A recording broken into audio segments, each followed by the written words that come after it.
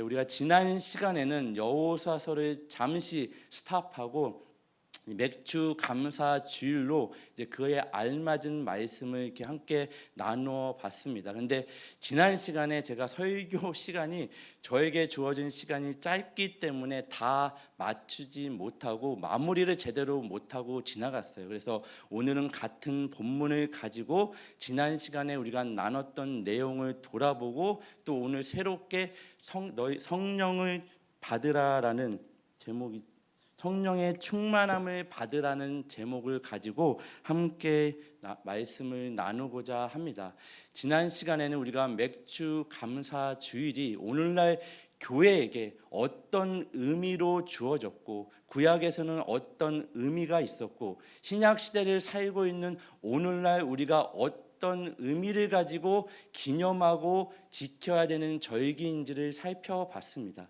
이 맥주 감사 주일은 단지 지난 6개월 동안 하나님이 나에게 베푸신 그 무엇을 근거로 해서 감사드리는 날이 아니라 오직 예수 그리스도를 근거와 이유로 해서 나에게 주어진 것이 없어도 내가 상황이 하나도 바뀐 것이 없어도 그것이 이유와 근거가 아닌 예수 그리스도로 말미암아 우리가 감사드릴 수 있는 날이라고 지난 시간에 함께 나눴습니다. 여러분, 기독교를 정의하기 위해서는 여러 가지 것들로 정의할 수 있겠지만 기독교를 정의하라면 이렇게 정의할 수 있을 것 같습니다.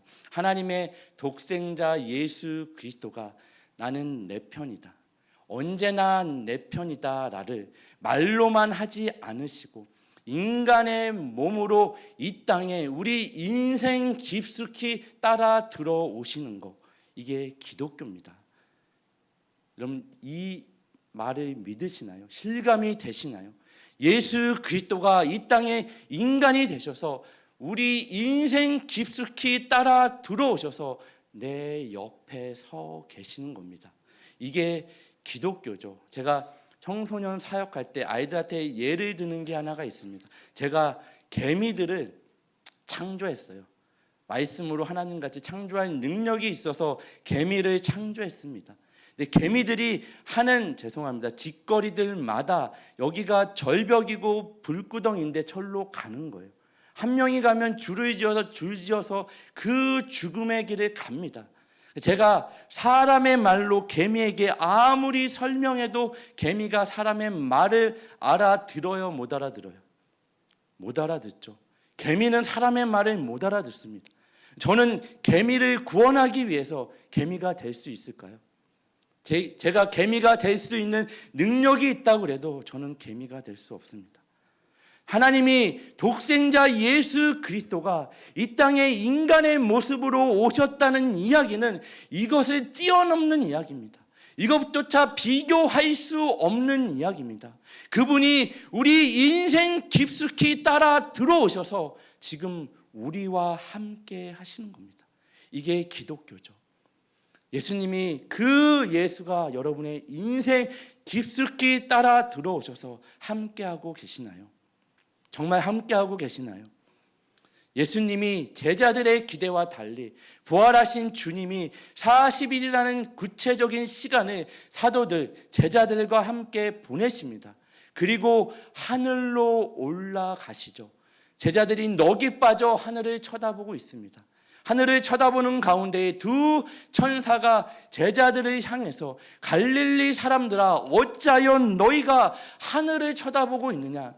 하늘을 쳐다보 올리신 그가 너희가 본 것 같이 동일하게 뭐라고요? 하늘로부터 오실 것이다.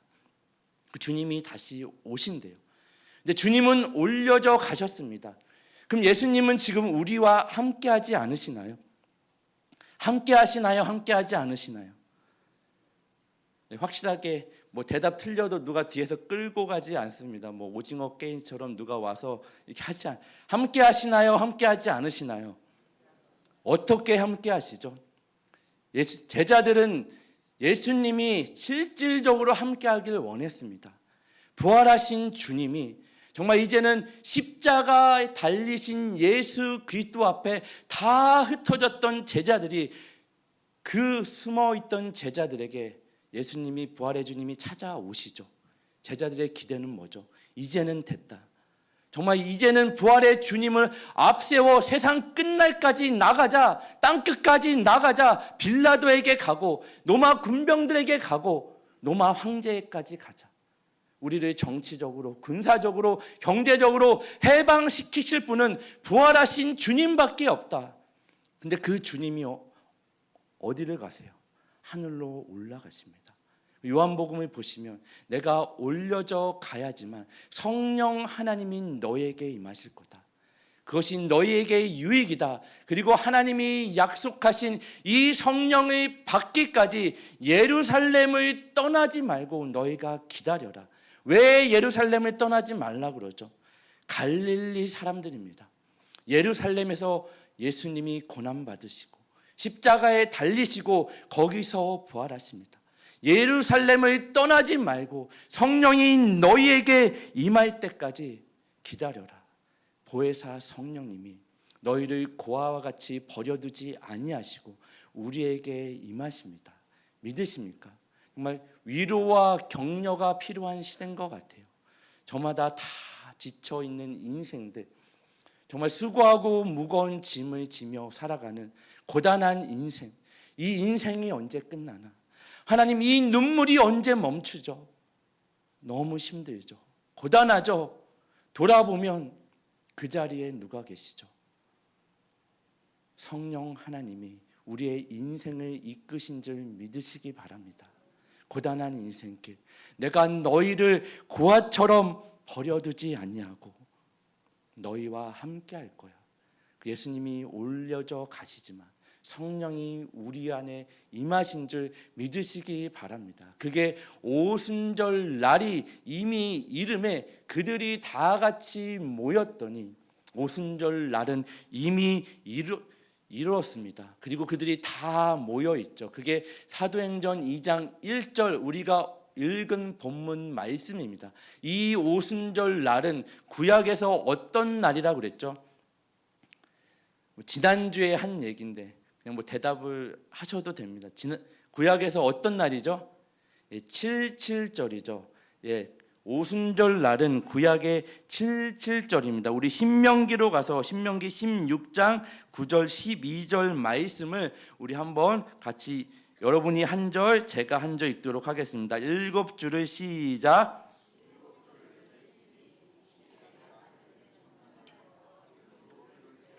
내 하나님 여호와 앞에 77절을 지키되 내 하나님 여호와께서 내게 복을 주신 대로 내 힘을 헤아려 자원하는 예물을 드리고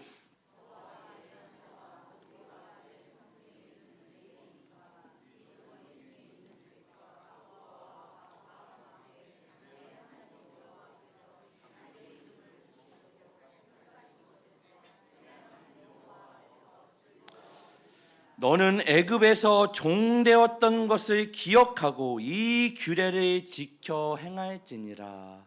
애굽에서 뭐 했던 걸 기억하라고요? 종되었던 것을 기억하래요. 그리고 출애굽하고 50일이 지나서 시내산에서 하나님이 직접 써준 말씀을 그 이스라엘 백성이 받습니다.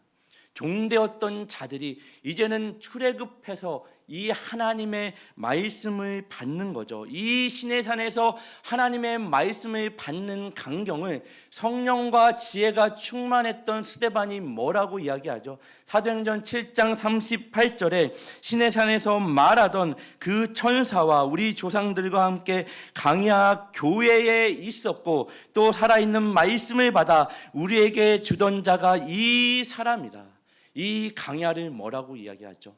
강야 교회라고 이야기합니다. 어느 시점부터 교회의 탄생을 이야기하는 거죠. 시내산에서 하나님의 말씀이 임한 때, 하나님이 말씀을 직접 써준 그때부터 강야 교회가 시작합니다. 이 정확히 출애굽부터 시내산에서 하나님의 말씀을 받을 때까지는 며칠이 지났다고요? 50일이 지납니다. 여러분 77절은 뭐죠? 첫 수확의 열매를 잘라 드리는 날입니다. 77에 뭐죠? 49 안식일이 몇 번 있는 날이죠? 7번 있습니다. 그리고 그 7번의 안식일이 지나 50일 하루를 더해서 이 50일째 되는 날을 큰 안식일이라고 합니다. 그래서 이 날에 하나님의 말씀이 임했는데 스데반이 사도행전에서 뭐라고 이야기하면 강야 교회라고 이야기합니다. 정확하게 이 강야 교회는요, 뭘 전제로 하고 있냐면 지난주에 함께 나눴던 것처럼 6월절 밤을 전제로 합니다. 6월절로부터 시작되는 거죠. 여러분, 히브리인들, 이스라엘 백성은 애굽에 뭐하던 자들이죠? 종입니다. 하나님이 모세를 앞세워 그들을 출애굽시킬 때 바로가 그들을 순순히 내놓던가요? 놓아주던가요? 이집트 애굽 왕의 입장에서 히브리인들은 뭐예요? 종입니다. 부려먹기 편한, 사용하기 쉬운 사람들이죠. 하나님이 10가지 재앙을 그 땅에 내리셨다는 이야기는 실질적인 재앙을 주셨지만 그 땅에 하나님이 아닌 하나님을 대적하는 우상들에게 10가지 우상들에게 벌을 내리신 겁니다. 그리고 마지막 그 재앙이 뭐죠? 그 마지막 우상이 뭐예요? 여러분에게 있어서 가장 큰 우상이 뭐죠? 물론 자기 자신이지만 자기 자신같이 사랑하는 자들이 누구예요? 자녀입니다. 하나님 앞에 항상 넘어지는 우상, 조심해야 될 우상은 자녀입니다. 자녀가 자녀보다, 하나님보다 자녀를 더 사랑하고 하나님보다 자녀를 더 위한다면 이것 또한 뭐죠? 하나님을 대적하는 겁니다. 그 장자의 죽음 10번째 재앙을 통해서 바로가 이스라엘 백성을 내어놓죠. 그리고 장자 첫 것을 치셨다는 얘기는 성경에서 첫 것은 뭘 이야기한다고 그랬죠? 나머지의 모든 것을 대표하는 겁니다. 장자를 죽이셨다는 이야기는 애굽의 모든 것을 죽이시고 애굽의 모든 것을 벌하셨다는 이야기입니다. 애굽에 있던 그 심판과 죽음이 임해서 애통하는 그날 밤에 고센 땅에 모여 사는 그들도, 히브리인들도 그 심판과 죽음을 당해야 됨에도 불구하고 하나님이 명령하시죠. 말씀을 주십니다. 너희가 어린 양을 잡아 그 피를 너희가 있는 그 집에 문에 문설주와 임방에 그 피를 바르면 그 죽음이, 그 심판이, 재앙이 넘어갈 것이다. 임방과 문설주가 어디라고 그랬죠? 우리식으로 쉽게 설명하면 좌우 위 아래입니다. 그 어린 양의 피를 임방과 문설주에 바르면 무슨 모양이 되죠? 십자가의 모양이 됩니다. 어린 양은 누구를 상징하는 그림이에요? 예수 그리스도를 상징하죠. 그의 십자가, 그 보혈이 있는 그 집만은 그 장자의 죽음, 심판이 임했을 때, 재앙이 임했을 때 뭐 하는 거예요? 넘어가는 겁니다. 그게 6월절입니다. 그게 영어로 뭐라 그랬죠? 패스, 지나가는 거죠. 오버, 넘어가는 겁니다. 패스 오버입니다. 지나가고 넘어가는 거죠. 뭐가 지나가요? 죽음과 심판과 재앙과 사망 같은 것들이 넘어가는 겁니다. 그리고 이 6월절 밤 어린 양의 보혈의 공로로 말미암아 50일이 지나 시내 산에서 하나님의 말씀이 주어지는 겁니다. 하나님의 말씀이 뭐죠? 예수님이 정리하시죠. 하나님 사랑, 이웃 사랑. 여러분, 하나님의 말씀은요, 애굽에서 종살이할 때 종들은 이 말씀을 순종할 수 있나요, 없나요? 사랑을 할 수 있나요, 없나요? 종은 할 수 없는 겁니다. 자유인만이 할 수 있는 거죠. 선택할 수 있는 겁니다. 순종할 수 있는 거죠. 종은 할 수 없습니다. 6월절 밤을 통해서 이렇게 시내 산에서 하나님의 말씀이 하나님의 자녀로서 앞으로 너희가 어떻게 살아내야 되는지 그 기준으로 주어지는 겁니다. 우리가 여호수아서를 살펴본 것처럼 땅이 주어지죠. 땅의 분배가 각 지파마다 이루어집니다. 그 땅을 왜 준다 그랬죠? 그래, 너희들 땅 먹고 떨어져라. 잘 먹고 잘 살아라. 그 땅에서 하나님의 통치가 없던 그 땅에 너희로 인해 하나님의 통치와 다스림이 하나님의 자녀다운 삶을 통해 뭐 하는 거예요? 임하는 겁니다. 여러분이 보냄받은 지금 서 있는 그곳을 통해서 때로는 원망하고 불평하고 아무것도 바뀌지 않는 거기서 여러분으로 인해 하나님의 나라가 임하는 겁니다. 하나님의 다스림이 임하는 겁니다. 하나님의 통치가, 예수 그리스도가 여러분으로 인해 증거되어져야 될 줄 믿으시기 바랍니다. 여러분에게 주어진 그 조건을 가지고, 원망하고 불평하는 그 조건을 가지고 하나님의 자녀로 살아내는 겁니다. 너 이래도 하나님의 사람으로 살 수 있니? 너 그 조건 가지고, 그 조건이 너를 만들어내고 감사하는 조건이 아니라 예수 그리스도의 보혈과 십자가로 근거로 해서 감사할 수 있겠니? 살아낼 수 있겠니? 지금 이 질문을 하는 겁니다. 그러니 맥주 감사 주일은 매년마다 그냥 내가 드리는 헌금에 조금 더 보태서 드리는 날이 아니라, 지난 시간에 돌아봐도 내 손에 주어진 게 아무것이 없어도, 감사의 조건이 하나도 없어도 오직 예수 그리스도와 그의 십자가와 보혈로 말미암아 내가 감사드리는 날입니다. 그렇게 강야의 교회가 탄생하죠. 그리고 오순절에 성령이 임함으로 신약 시대에 이 땅의 교회가 그렇게 탄생하는 겁니다. 이 77절, 오순절, 맥주 감사 주일은 다 동일한 날로서 어린 양 대신 예수 그리스도의 보혈과 십자가로 말미암아 주어지는 날입니다. 오순절도 부활하신 주님이 50일이 지나서 성령이 임하죠. 그러니 이 77절, 오순절, 맥주 감사 주일은 이 땅의 교회가 탄생한 굉장히 중요한 생일과도 같은 날입니다. 여러분, 예수님이 올라가시고 우리에게 성령을 선물로 주셨습니다. 여러분, 성령을 받으셨나요? 성령이 함께 하시나요? 어떻게 알 수 있죠? 내가 성령이 함께 하시는 것을 무엇으로 증언하고 증거할 수 있죠? 고린도전서 12장 3절은 분명히 이렇게 이야기합니다. 그러므로 내가 너희에게 알리노니 하나님의 영으로 말하는 자는 누구든지 예수를 저주할 자라 하지 아니하고, 또 성령으로 아니하고는 누구든지 예수를 주시라 할 수 없느니라. 여러분, 성령으로 말미암지 않고는 예수를 나의 구주로, 나의 주님으로 고백할 수 있나요, 없나요? 고백할 수 없는 일입니다. 여러분이 예수를 누구의 권유로 믿은 것 같죠? 어쩌다가 교회에 들리다 보니 그냥 예수를 믿게 되고 어떤 사연에 의해서 예수를 믿은 것 같은데, 성령으로 말미암지 않고는 예수를 나의 구주와 주님으로 고백할 수 없는 일입니다. 여러분, 성령을 받아서 우리는 성령을 통해서 내가 할 수 없는 어떤 능력의 일들을 기대합니다. 그게 세상의 다른 종교들이죠. 내가 할 수 없는, 인간의 능력으로는 얻어낼 수 없는 것들을 빌어서, 지성이면 감천이라고 그 신의 능력을 빚어서 뭐하는, 신에게 빌어서 얻어내는 거, 이게 세상의 종교들이죠. 기독교는 그렇게 이야기하지 않습니다. 기독교는 세상의 종교와 다른 걸 이야기합니다. 여러분이 이 자리에 있는 거, 예수를 나의 구주로 고백하는 거, 나의 주님으로 고백하는 거, 성령이 임하지 아니하시면, 함께 하지 아니하시면 할 수 없는 일입니다.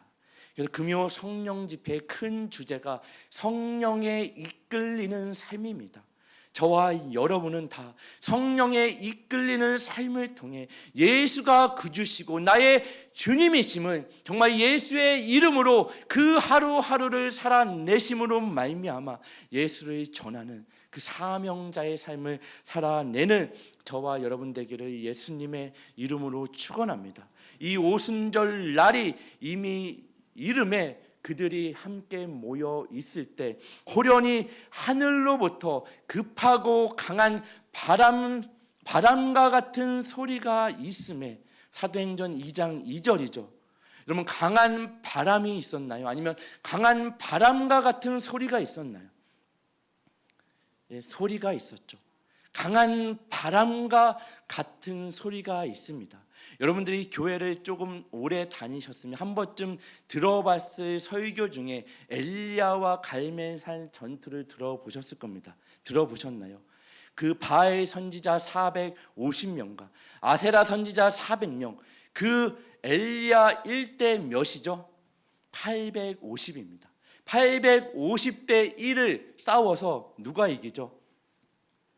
누가 이기죠? 엘리야가 이깁니다. 아니, 엘리야가 이겼나요? 하나님이 이기게 하시죠. 하지만 하나님의 일하심의 방식은 아닙니다. 물론 승리를 주셨지만 하나님은 그런 식으로 일하지 않으세요. 그걸 드러내 보인 게 뭐죠? 예수 그리스도의 십자가 아닌가요?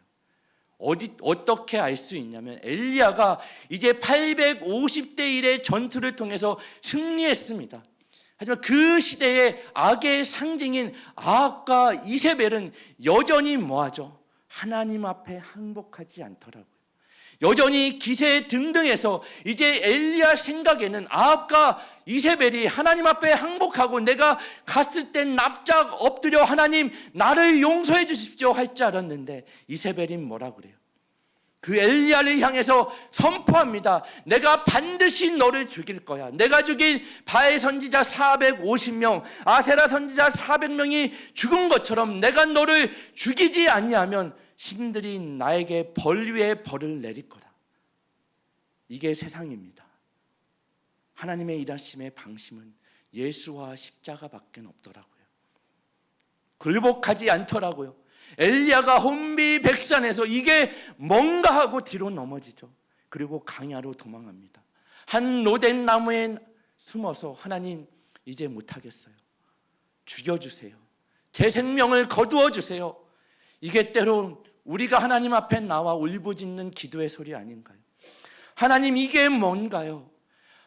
내가 나름대로 예수를 믿고 예수를 증언하는 삶을 살려고 하는데 내 손에 쥐어준 게 이거밖에 없나요? 내 욕심대로 살려고 하는 게 아니잖아요. 하나님 못하겠어요. 너무 힘들어요. 그때 하나님이 호렙산에서, 신의 산입니다. 호렙산에서 엘리야를 만나 주십니다. 무엇으로 만나 주시죠? 강한 바람으로 임합니다.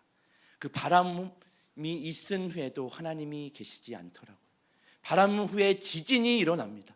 그 지진 후에도 하나님이 계시지 않더라고요. 지진 후에 불꽃이 임했음에도 물론 하나님이 계시지만 하나님이 구체적으로 엘리야를 만나 주시지 않더라고요. 어떻게 만나 주시죠? 강한 바람 후에, 지진 후에, 불이 있은 후에 세밀한 음성으로 엘리야에게 다가오십니다. 이 세밀한 음성, 그 강한 바람과 같은 소리, 뭘 이야기하는 거예요? 하나님이 우리에게 찾아오시는 겁니다. 성령님이 우리에게 이렇게 찾아오시는 겁니다. 찾아오심으로 인해 우리의 인생을 내가 너희를 고아와 같이 버려두지 아니하고 너를 이끄는 인생을 살 거야. 그러니 염려하지 말아라. 두려워하지 말아라. 그 상황과 환경이 아무것이 바뀌지 않아도 흔들리지 않는 예수 그리스도를 반석 삼아 내가 너를 이끄니 그러니 보여지는 것에 의해서 영향받지 말아라. 들려지는 소리에 흔들리지 말아라. 너는 세밀한 나의 소리, 살아있는 하나님의 말씀을 들으면 된다. 그게 성령에 이끌리는 삶인 줄 믿으시기 바랍니다. 그리고 3절에 뭐예요? 마치 불의 혀처럼 갈라지는 것들이 그들에게 보여 각 사람 위에 하나씩 임합니다. 불은 뭘 상징한다고 그랬죠? 하나님의 임재죠. 미디안 광야에서 하나님이 모세를 부를 때 가시떨기 불꽃 가운데 부르십니다. 가시떨기는 미디안 광야에 흔하게 보일 수 있는 나무입니다. 근데 모세가 보니까 거기에 불이 붙었어요. 근데 불이 붙어서 가까이 가니까 그 가시나무 떨기가 없어지지 않더라고요. 여러분, 나무에 이 꽃에 불이 붙으면 어떻게 되죠? 없어지지 않나요? 가시떨기 나무에 불이 붙었는데 없어지지 않더라고요. 뭘 상징하는 그림이냐면 애굽에서 종살이하는 이스라엘 백성들의 고통을 하나님이 보고 듣고 알고 계신대요. 너희가 이 불꽃처럼 고통 가운데 있지만 없어지지 않을 거야. 모세를 그렇게 부르십니다. 하나님의 임재죠. 그리고 사도행전 2장 4절에 우리 같이 한번 읽어볼까요? 그들이 다 성령의 충만함을 시작.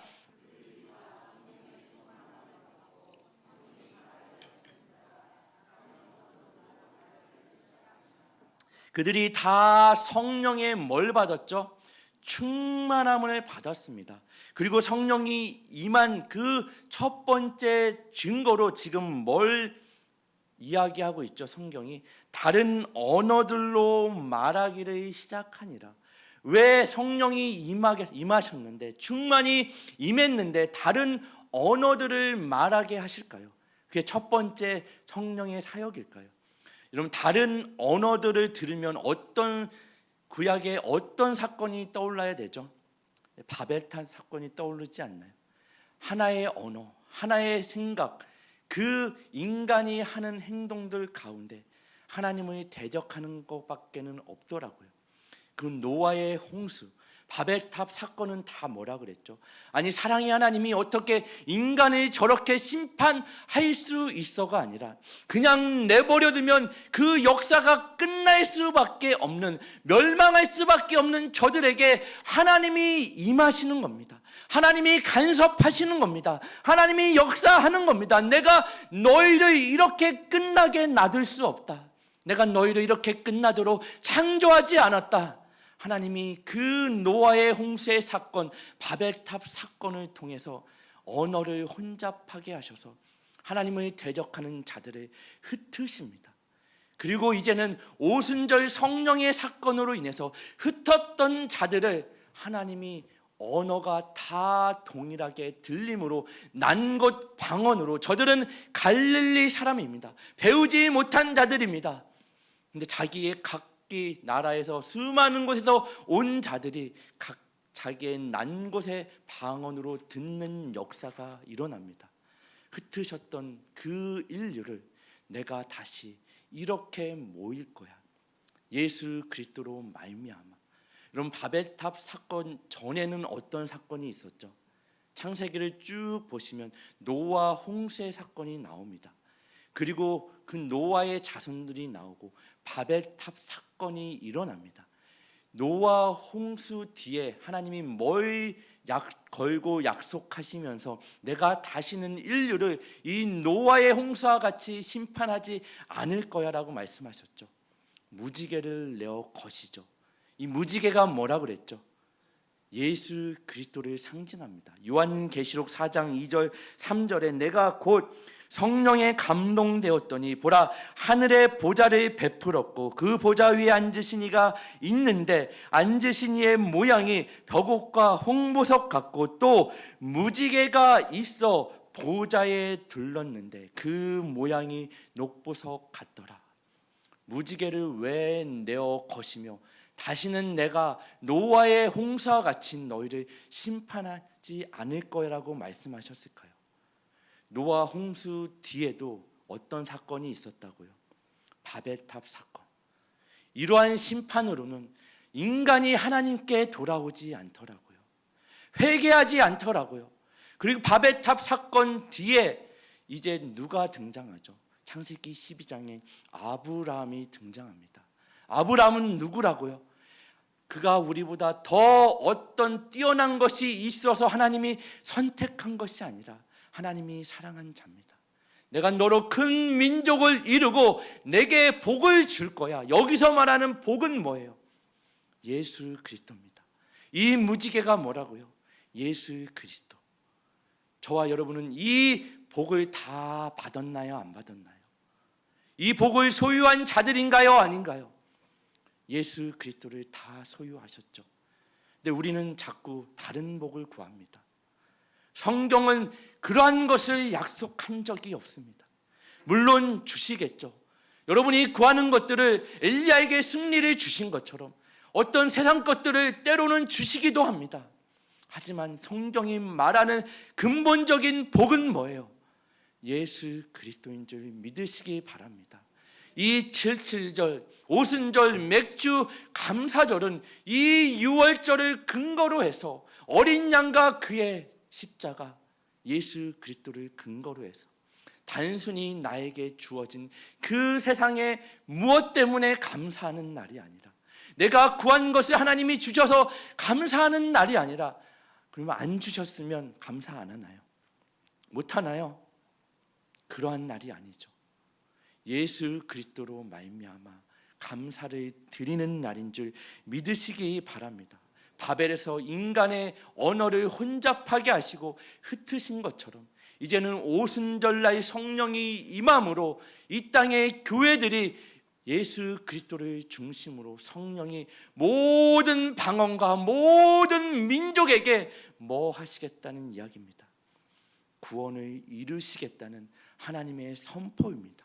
다시금 무너져 내린 그 창조 세계를 이렇게 재창조하는 거, 거기에 쓰임 받는 거, 신약시대의 교회와 저와 여러분인 줄 믿으시기 바랍니다. 오직 성령이 너희에게 임하시면 너희가 권능을 받고 예루살렘과 온 유대와 사마리아와 땅끝까지 이르러 뭐가 된다고요? 내 증인이 되리라. 그러니 여러분, 맥주 감사 주일을 1년에 한 번 내가 감사 헌금 드리는 날로 여기지 마십시오. 정말 이 예수를 매일매일 여러분에게 주어진 그 삶의 자리에서 바라보시길 바랍니다. 정말 이 십자가를 깊이 묵상하시길 바랍니다.